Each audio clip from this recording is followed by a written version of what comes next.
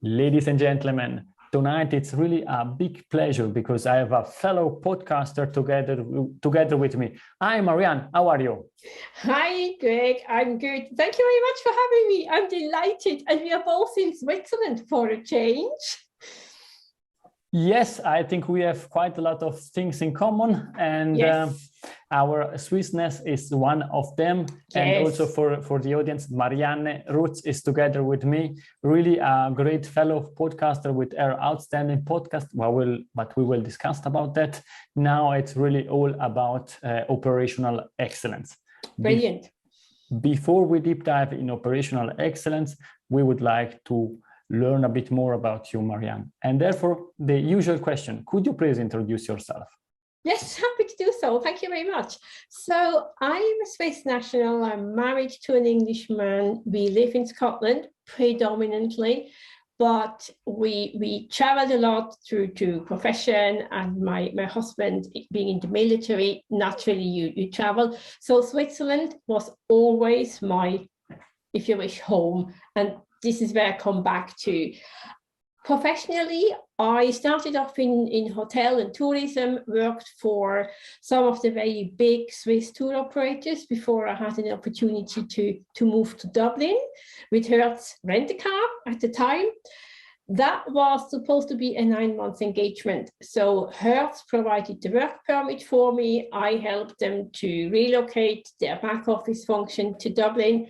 That was in 1999, and I've never ever since had my papers back in Switzerland. So it just became, but it was also very, very clearly the start of my customer service and customer experience career, because I didn't join Hertz with the view I'm going to work in a contact center. I was project managing. What I ended up with is setting up this contact center with 3,000 seats. And one of the first things my then American boss said to me, Marianne, how come that the Swiss do not want to speak to Germans on the call? And I'm kind of going, because they don't understand each other. And it was such an alien concept at the time for our American friends that really a Swiss person wanted to have their call answers in Swiss German, not in German, in Swiss German. And that got me thinking, what does that mean for the customer when they call? And that was the start in customer experience. So there you have it. Thank you very much. And I hope that we are not going to discuss in Swiss German. I'm not able to speak Swiss German. I understand that.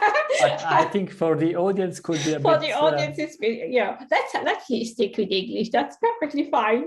Because my Italian... except that I absolutely can order a coffee, I can order my pizza, I can have a very brief conversation, but that's my Italian. Let's stick with English. That's perfect. I'm speaking Italian English, but I think the audience understand enough about exactly what we are discussing. Yeah. Before we go further, I think another thing it's also relevant to understand, and it's to learn a bit more about you. Which values drives you in life? Mm-hmm. For me, from a values perspective, it has always been integrity. I grew up in a minister's household, so my father was the local minister here in the village, and he very much had one thing: soup, soap, salvation. So don't go and preach to people, give them something to eat first, make sure that they are clothed and they have a bed to sleep. And if you afterwards want to help them, by all means do. And that has always stuck with me since I'm a little girl. It was what happened in our household.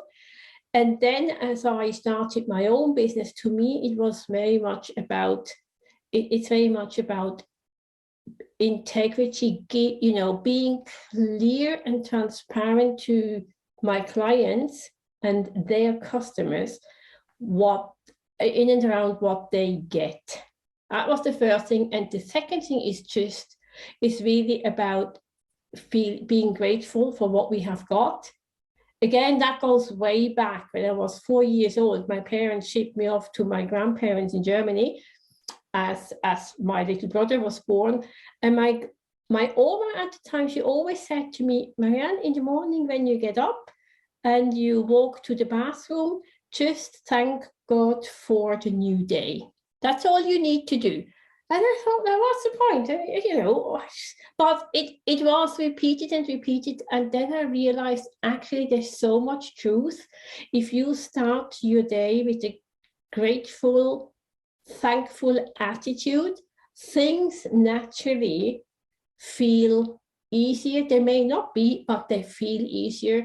And that's what I try to kind of live, you know, to have these two together. On the one side, be really grateful and thankful for what I have.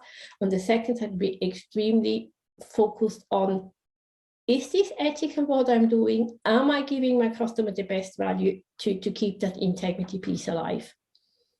I think these are great values and or the foundation of a good customer experience or a good operational excellence. And therefore, you are in the right playing field. Let's start the game speaking about operational excellence. I think the easiest way to start is to asking you your definition of operational excellence.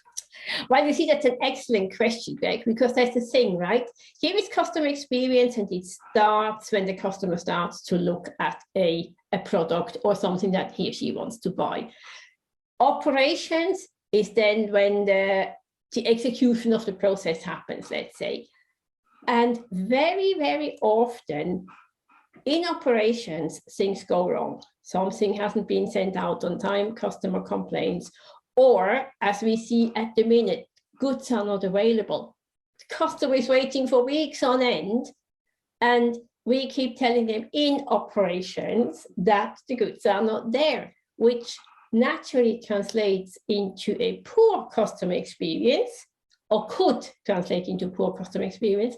However, it depends how we then talk to the customer and keep the communication open, that we can turn that experience on its head and make it a good one.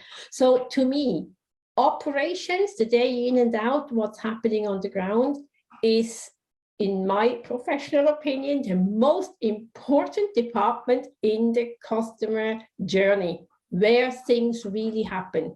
Above and beyond, yes, I like this, shall I buy it, shall I not? And then the experience kicks in, how they like the website, or whether they like the chatbot, or whatever else they had to interact with.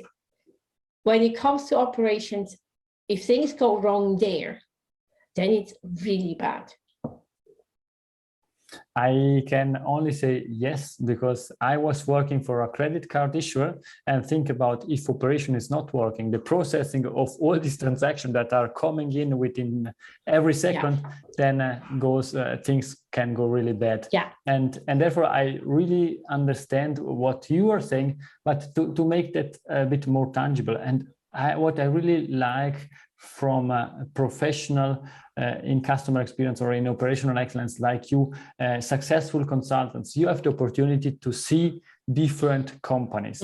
And there it's really interesting to see, let's say the official name is, what's the thinking about this topic from your point of view.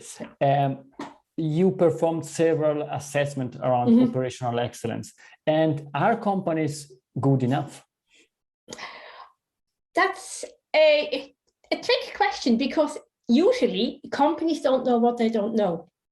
And when I go in and when my team goes in, and we look at 5 areas of the business, because operational excellence and customer experience, it's not just about the rating you get and that you see in public.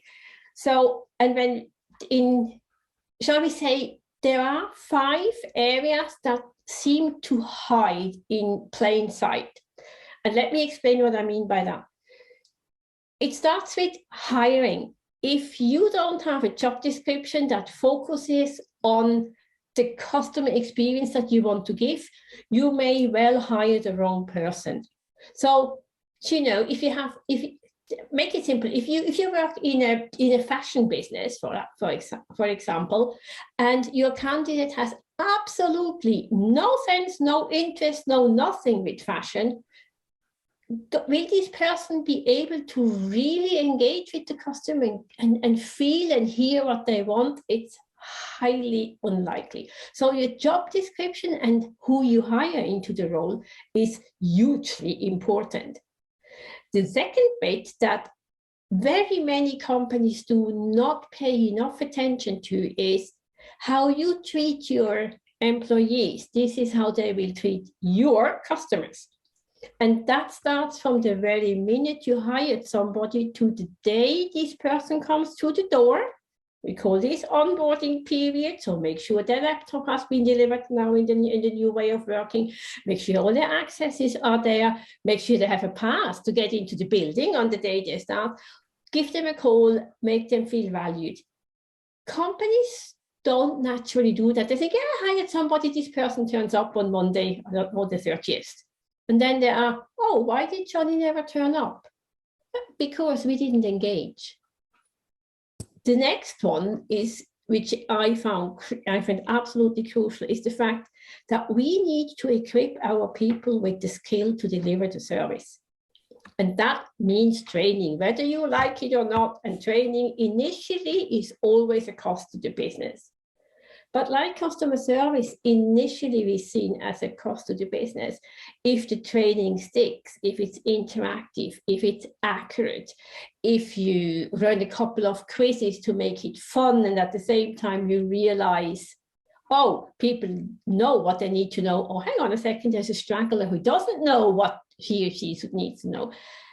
That initial training and whatever else you offer afterwards can really make a huge difference on the experience that the customer has when talking to an advisor, to somebody that is there to help them. The next bit, which I'm always astounded how many firms do not have it, is an accurate quality control. And a quality assurance framework is not just, did the customer check, or did the advisor check that they're really speaking to the customer and make a tick in the box? Yeah, I checked that, it's okay. There's so much more to it. Usually in CX, you know that we try to work with a customer service delivery vision, something that means, you know, it gives meaning to the advisors as to why they do their job. For many companies, that is absolute a new way of thinking. They just never even thought that that would have a direct impact on how operations run, and then the output of that. And last but not least, you have to have the right people at the right time, you know, answering your phones or serving your customer. Workforce management is not something that people associate initially as part of operational excellence. But if you don't have the people there when you need them, let's say we have them there when it suits them, and then there's a gap, that usually, you know, plays out really poorly for the customer. Then it stresses your advisors out, then they leave, then you go back to recruitment and you get into a vicious circle, and that's also not what we want. Oh, it's really interesting because you are covering the complete cycle. Yeah. Hiring, engagement before yes. they start, training, quality assurance, and then having, you said, the right people at the right time. I say enough people because that's now the next one, the enough people. And it's just right now where we all know there's a shortage of labor. So you may not have enough people, but at least if you know who you have, and when do you deploy these resources? So I've just recently worked with a client where we made a very conscious decision because we are short-staffed and we can't get the people. So we looked at how many calls do we get on a Sunday? Actually, it's not that many. Oh, well, then the operations manager said, you know, I'm using Sundays to work the backlog. And I'm kind of going, why would you do that? Work the backlog during the week. So in order to condense the knowledge and condense the resource, we closed the phone line on a Sunday, and we thought, oh, we will be hammered with web forms or chats or whatever because the phone lines are closed. No, it didn't happen. The customers didn't really react to that, but we have now the opportunity of 5 advisors times 8 hours, that's 40 hours that we can deploy between Monday and Saturday, 4 o'clock. Makes a massive difference. I think I really like that, and I was discussing this topic with another colleague, and I used the example. At the end, you want to start the match with your 11 players and not starting with 10 players. Yes, exactly. And therefore, it's important exactly to stick to this, that you have not more people, so you cannot play with 12.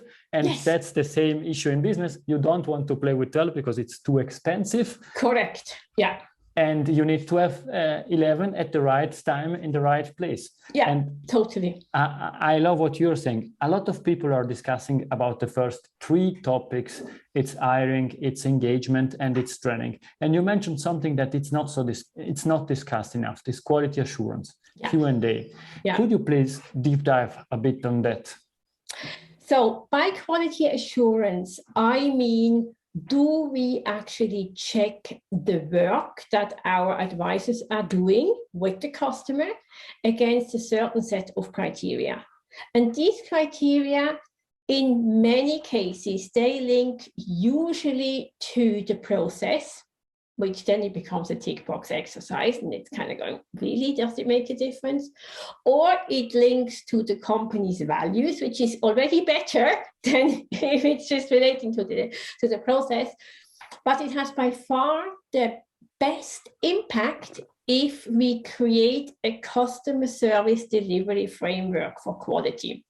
We did this recently with the Cotswolds company in the UK, and the impact that has was phenomenal, because every single person that works with customers in customer services was consulted. If it was you, how would you want to be treated? If you had a query, what would you like to hear? If it was you, how would you like to feel? And the company, that department, customer service department, created their own customer service delivery vision, which then we took these words, and remember, these are the advisor's own words, not mine, not the CEO's, their words.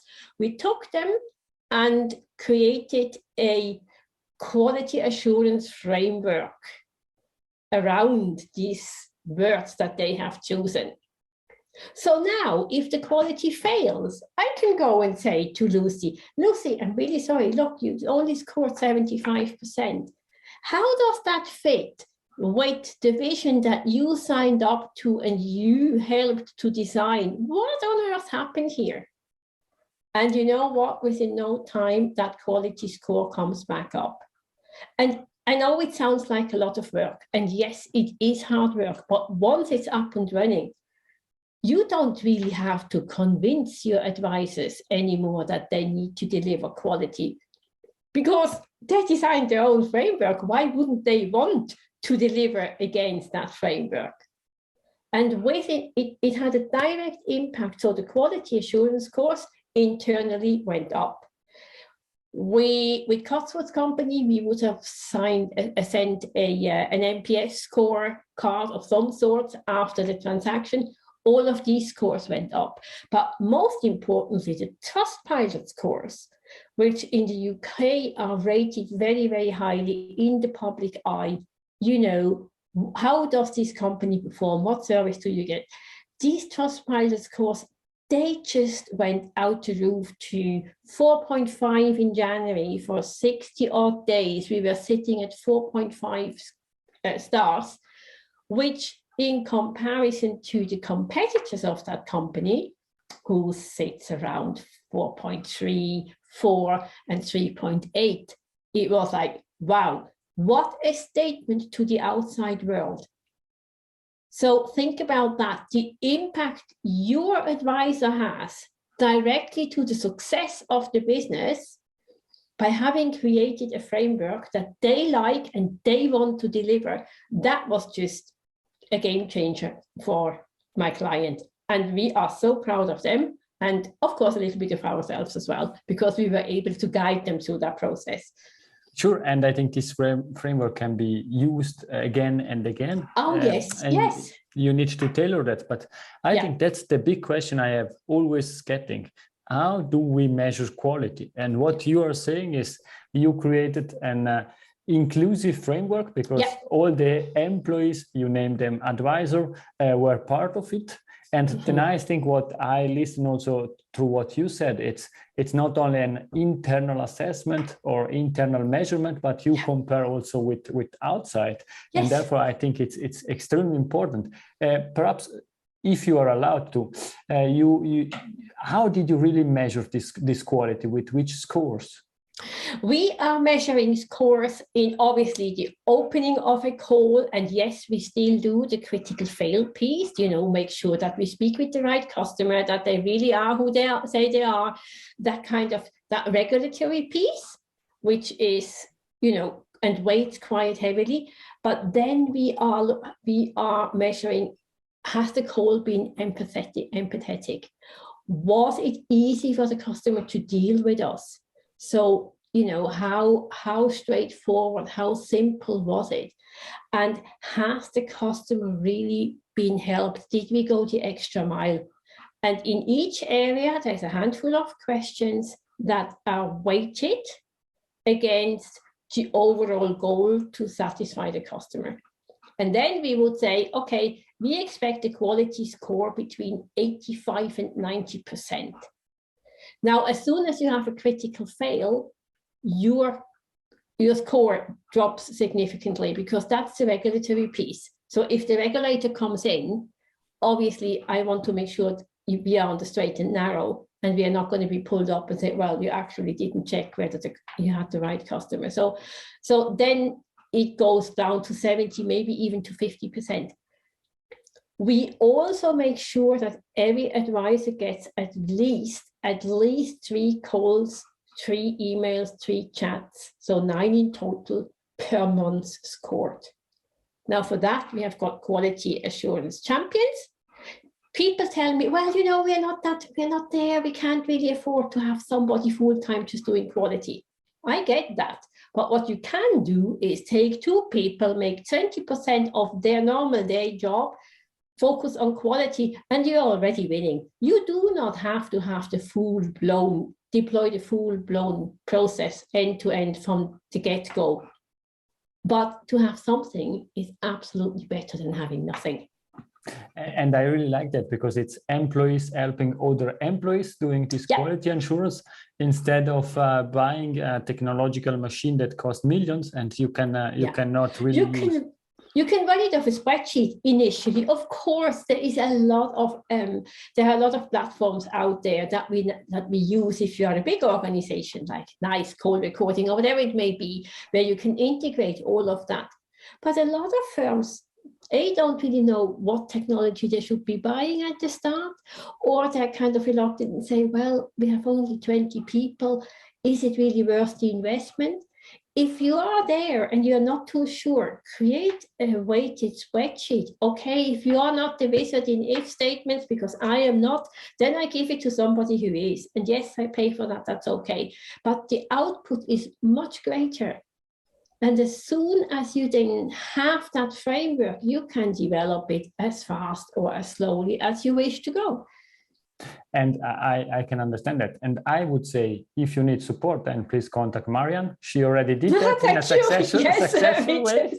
And therefore, why not leveraging already the MVP, the minimum viable products already available, this spreadsheet? Yeah, absolutely. And that is not so rocket science. That is easily shareable if anyone wants to have a chat and see what this is and what they want to learn. I'm happy to share. Thank you. And I think as a Swiss lady, you can ensure that quality gets achieved. In timely manner, shall we say, I'm a stickler for the time, and I always get teased about it, because I usually turn up about 5 minutes early to a meeting where everybody else travels in at the top of the hour, or 5 minutes late, and I just, that is just the Swissness. I can't help it, but it's fine. You, as you mentioned, you already performed several operational excellence assessment, and perhaps could you share with us what are the best short-term measures that you applied to improve in these 5 areas? Yeah, the first one, very simple, is create a decent job description. That is really not rocket science. And ideally ask the people who perform the role, what do they really do? And you can create a job spec that is straight on point. If you happen to already have a quality assurance framework, make sure that these number of words are somewhere mentioned in that job description, because it triggers people thinking. When it comes to onboarding, if you are the hiring manager, call your new hire at least once a week until such time where the new hire joins you. Because remember, they may work their notice, you know, it's an anxious time for them, they finish up one job, they're not quite sure about the next one. That only costs you a phone call and maybe 10 minutes of your time, but it makes your new hires feel so valued, and it, you know, that they will come and enjoy working for you. From a training perspective, less is more. I see a lot of trainings delivered, crammed in 2 weeks. You need to know the whole lot. That is actually counterproductive. Try to give your new hire the tools that they really need to make a difference fast, using simple queries or whatever it may be. It makes your new hire feel, oh, I can actually contribute, and then you train them up on other things. And from a quality aspect, if you don't have anything today at all, just do me a favor and think about, how do you want to be treated by your own customer service team, and start there. And that already will just trigger your thoughts and your thinking process, and it kind of guide you naturally to what your QA framework should look like. And you can do that on a piece of paper. You don't need to kind of have every technology under the sun. Thank you very much for these great insights, because these are really tangible insights that people can use and leverage. Now we spoke about the past, the assessment that you did, the framework that you shared, and now we are talking about operational excellence. What we are discussing about in 10 years' time from now?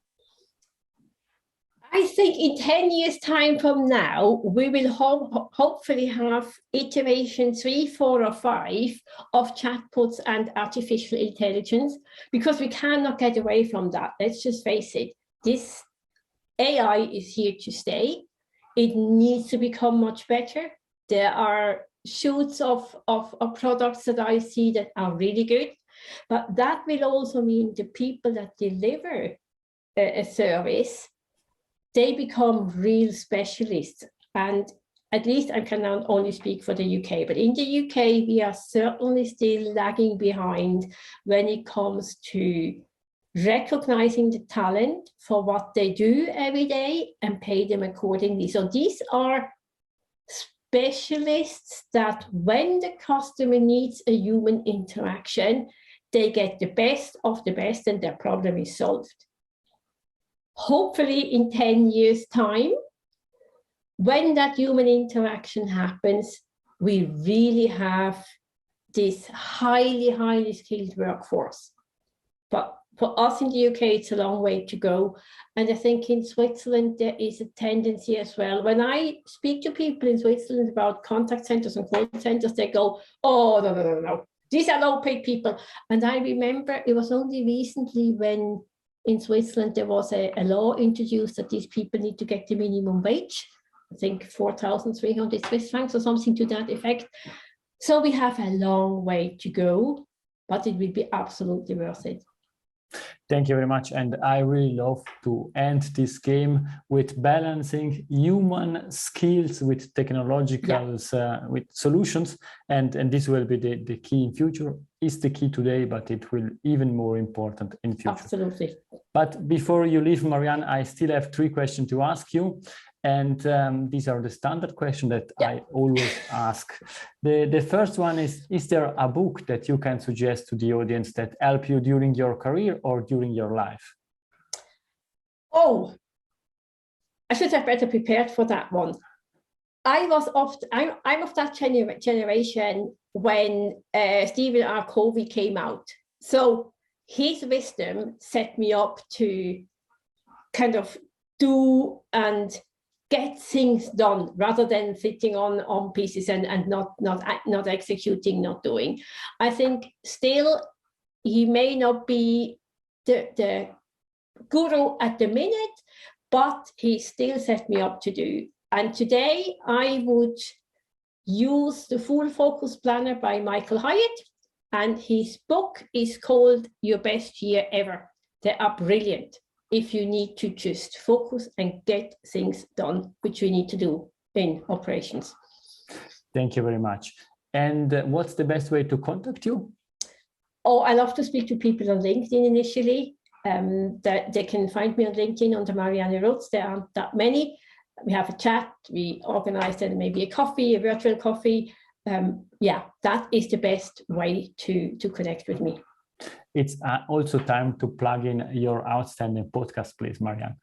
Oh, my podcast, the Operational Excellence Show. I love my podcast. Started is as a passion project, really, and have since had so many amazing guests, including yourself, Greg. You know, we really loved that show.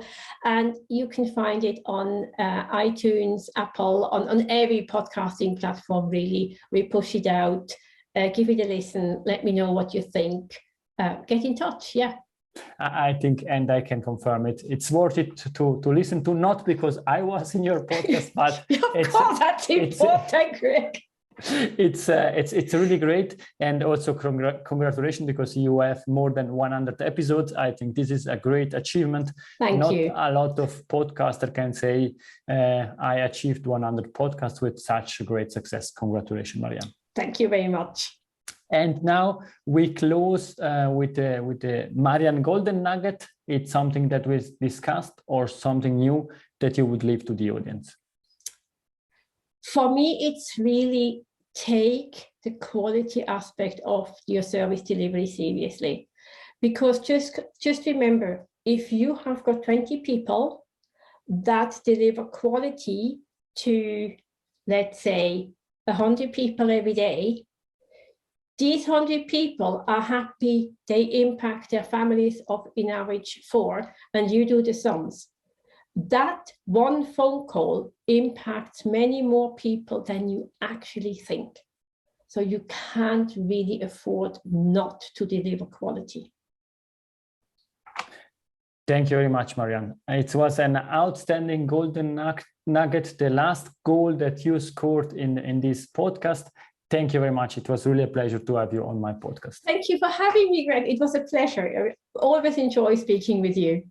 And as Marianne also said, I hope that the audience enjoyed this discussion as much as I did. And please let us know what you're thinking about. If you need anything, feel free to contact Marianne. I will share all the contact details also in the show notes. Thank you very much, and let us know what you think about. Bye-bye. Bye. Thank you. If you enjoyed this episode, please share the word of mouth, subscribe it, share it. Until the next episode, please don't forget, we are not in a B2B or B2C business, we are in a human-to-human environment. Thank you!